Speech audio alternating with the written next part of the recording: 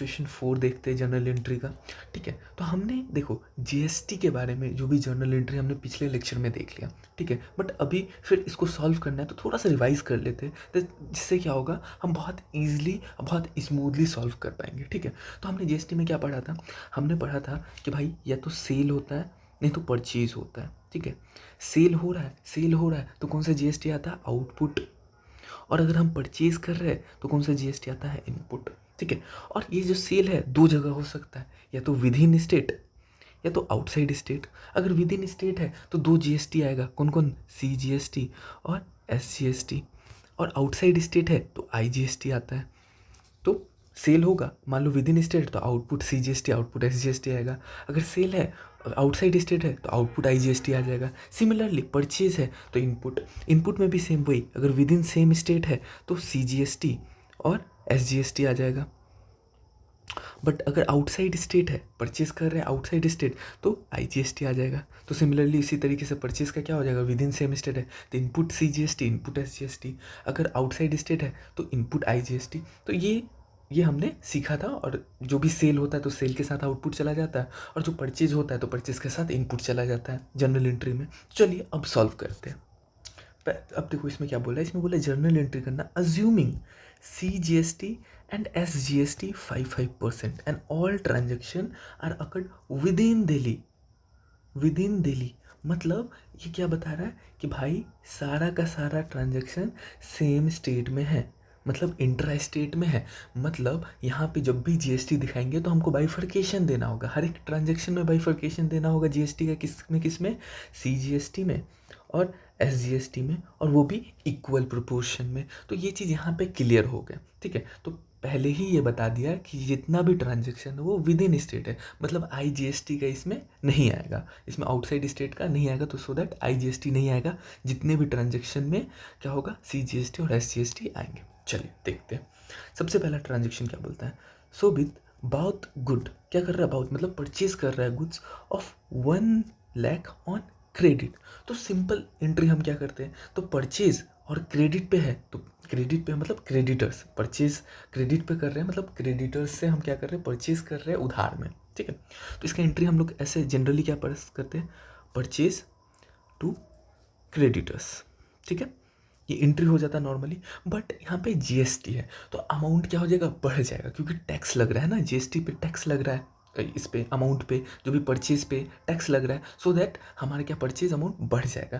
तो अब एक बात बताओ, क्या हमको क्रेडिटर को पेमेंट 1 लाख ही करना है, क्या हमको क्रेडिटर को पेमेंट 1 लाख करना है, हो जाएगा, तो नहीं होगा, क्योंकि अमाउंट बढ़ जाता है। ये तो 1 लाख सिर्फ गुड्स का है, इस पर तो जीएसटी हमने जोड़ा ही नहीं। तो अब देखो जीएसटी का अमाउंट जोड़ के बताओ, तो 1 लाख प्लस जो भी 5% मतलब 10% जीएसटी हम जोड़ लेंगे, क्या हो जाएगा हमारा इसका अमाउंट 1,10,000। अलग अलग भी निकालना तो अलग अलग भी निकाल सकते हो कि 1 लाख है तो इस पर सी जीएसटी 5% और एस जीएसटी 5%। आप अलग अलग भी निकाल सकते हो। 5,000 मतलब टोटल जीएसटी का अमाउंट मेरे को 10,000 लग रहा है, इसलिए तो गुड्स का दाम 1 लाख है और 10,000 का टोटल जीएसटी लग जा रहा है, तो 1,10,000 बन जा रहा है। मतलब मेरे को पेमेंट को, जो भी क्रेडिटर को पेमेंट कितना करना होगा, पेमेंट को क्रेडिटर को जो भी पेमेंट होगा क्रेडिटर को वो कितना होगा, हमको 1,10,000 रुपया करना पड़ेगा। ओके, ये क्लियर है। अब परचेज क्या होगा, तो परचेज वही गुड्स का जो अमाउंट है उसी पे जाता है, क्योंकि हमको एक साथ जोड़ के नहीं दिखाते, क्योंकि हमको जो जीएसटी का अमाउंट है वो अलग दिखाना पड़ता है एंट्री में। तो हमारा परचेज अब यहाँ पे कितना हो जाएगा, जो नॉर्मल गुड्स का दाम है वही 1 लाख रुपये। अब देखो परचेज है तो परचेज के साथ क्या आता है, इनपुट। और इधर तो पहले ही क्वेश्चन में बोल दिया कि सारा का सारा विद इन स्टेट है तो सी जीएसटी एस जीएसटी में बाइफरकेट करना होगा। इट मीन्स परचेज के साथ हमारा इनपुट सी जीएसटी आ जाएगा और इनपुट एस जीएसटी आ जाएगा, ये सब डेबिट हो जाएगा।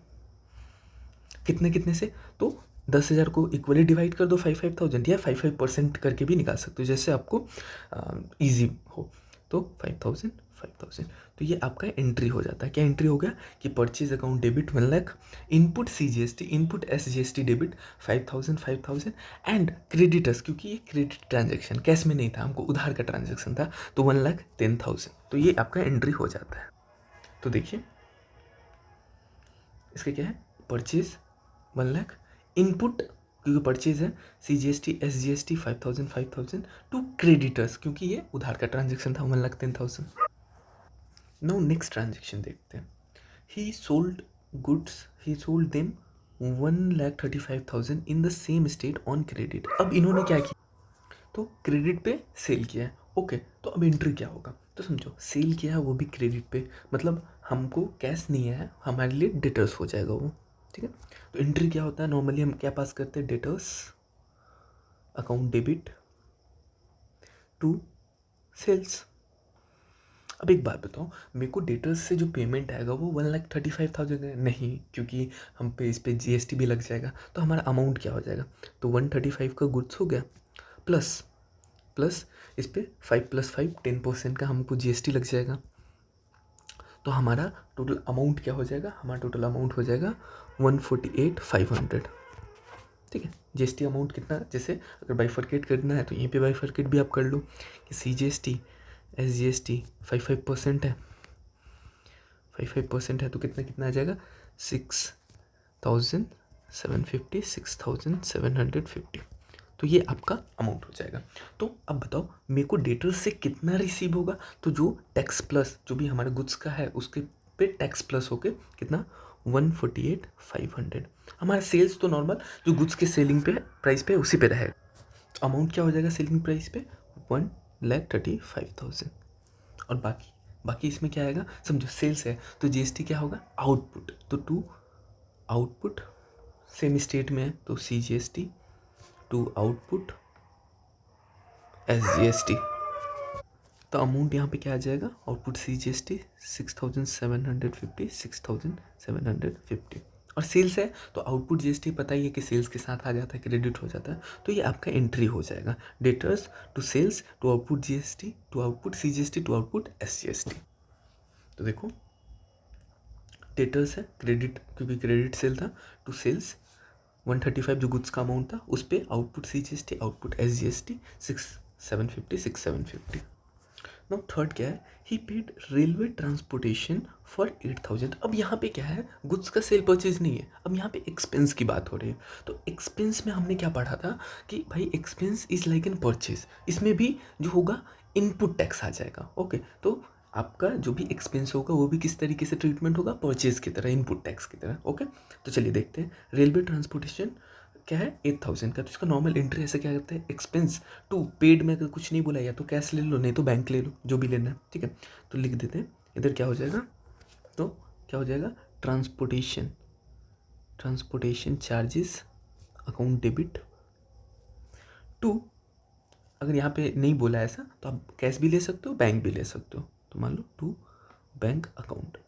अब बताओ मेरे को बैंक अकाउंट में जो भी मेरे को पेमेंट करना है तो क्या 8,000 का पेमेंट करेंगे, नहीं, क्योंकि इस पर GST भी लग रहा है, तो पेमेंट कितना का होगा, तो 8,000 प्लस 10% का 5% का जो हो रहा है, तो हमारा टोटल अमाउंट क्या हो जाएगा 8,800।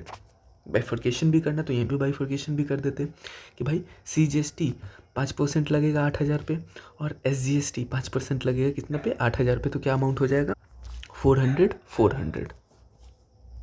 ओके, तो मेरा जो ट्रांसपोर्ट चार्ज है वो तो 8,000 का होएगा। ठीक है, ट्रांसपोर्ट चार्ज जो है 8,000 का होगा, लेकिन बैंक में मेरे को पेमेंट कितना करना होगा, पेमेंट मेरे को करना होगा 8,800 का। बाकी जो GST उसको शो करेंगे कैसे, इनपुट CGST के नेम पे और इनपुट SGST कितना कितना 400 एंड 400।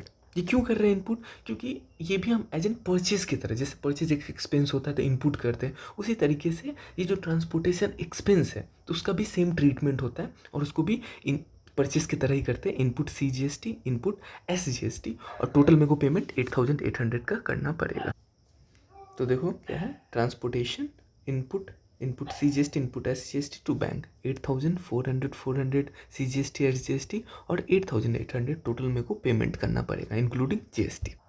नाउ देखो फोर्थ एंट्री क्या बोलता है, he bought computer printer for 10,000। वापस इन्होंने क्या किया, कंप्यूटर प्रिंटर मतलब इस बार एसेट खरीदा है, तो एसेट का डेबिट बैलेंस है तो नॉर्मल जो एंट्री होता है डेबिट कर देंगे, टू नहीं कुछ बोला है तो कैश ले लो या बैंक ले लो जो भी होगा। तो चलिए इसका नॉर्मल एंट्री क्या हो जाएगा, कंप्यूटर प्रिंटर को डेबिट करेंगे बिकॉज एसेट है, एसेट बढ़ रहा है तो डेबिट हो जाएगा। टू कैश या बैंक जो भी लेना है, तो हम बैंक ले लेते हैं, बैंक। अब बताओ कि 10,000 का प्रिंटर हम खरीद रहे हैं जिस पे 5% CGST, 5% SGST, मतलब 10% GST लग रहा है। तो क्या प्रिंटर का दाम 10,000, मेरे को 10,000 पेमेंट करना पड़ेगा? तो नहीं, ज़्यादा करना पड़ेगा। तो कितना ज़्यादा करना पड़ेगा? तो GST ऐड कर दो प्लस जो भी 10% इसका GST, तो मेरा अमाउंट क्या हो जाएगा? तो मेरा 11,000 हो जाएगा। इसमें बाइफर्केशन कर देते हैं, CGST SGST 5% कितना कितना हो जाएगा? तो 5% 10,000 का 5% 500, SGST 500। तो अब देखो ये वापस क्या है, एक्सपेंस है मेरा, क्योंकि हम खरीद रहे हैं, परचेज कर रहे हैं कंप्यूटर प्रिंटर को। तो इसके साथ कौन सा GST आ जाएगा, इनपुट या आउटपुट? तो इनपुट, तो इनपुट CGST, इनपुट SGST।